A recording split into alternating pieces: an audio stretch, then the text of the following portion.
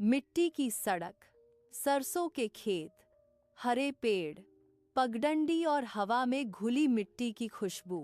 एक धूप भरी दोपहर, काया अपनी नानी के साथ खेतों की पगडंडी पर चल रही है। गांव का मौसम, ताज़ी हवा और चारों तरफ हरियाली काया को बहुत अच्छी लगी। वाह, यहाँ सब कितना सुंदर है। नानी मुस्कुराते हुए कहती है, चलो काया, मैं तुम्हें अपने छोटे छोटे दोस्तों से मिलवाती हूँ। नानी काया को अपने 3 प्यारे पालतू जानवरों से मिलवाती हैं। पॉपी, मुर्गी, गौरी, गाय और रॉकी, कुत्ता। काया, ये सब मेरे परिवार का हिस्सा है, इनसे दोस्ती कर लेना। काया मुस्कुराती है और सभी से मिलती है। पॉपी गर्व से पंख फुलाते हुए कहती है, हेलो काया, मैं हूँ पॉपी, गांव की सबसे बेस्ट एग मेकर।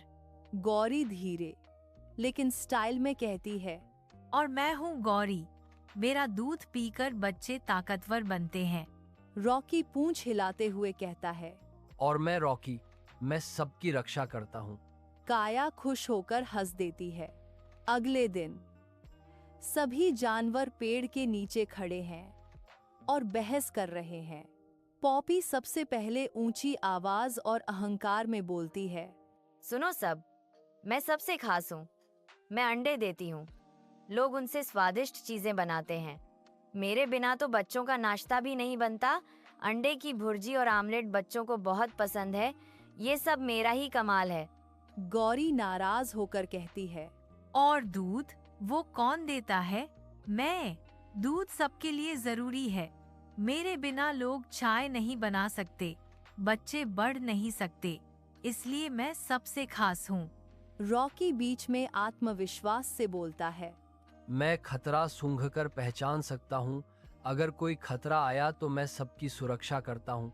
रहने दो, भौंकने से क्या फायदा, तुम तो खाने के लिए कुछ भी नहीं देते।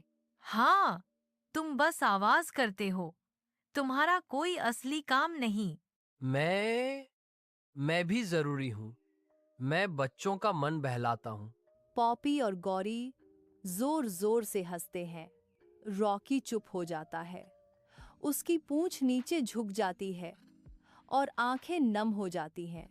काया पेड़ के पीछे सब सुन रही होती है।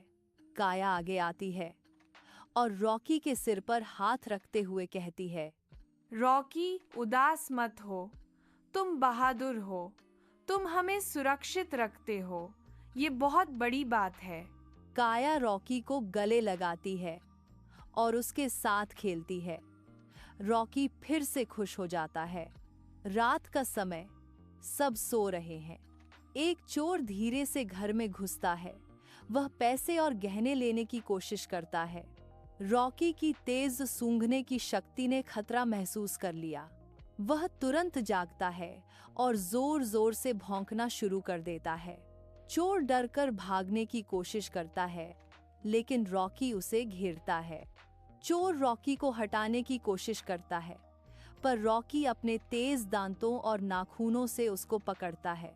काया जाग जाती है और चिल्लाती है, नानी, नानी, यहाँ एक चोर है। नानी दौड़कर काया के पास आती हैं। पास के पड़ोसी भी जग जाते हैं।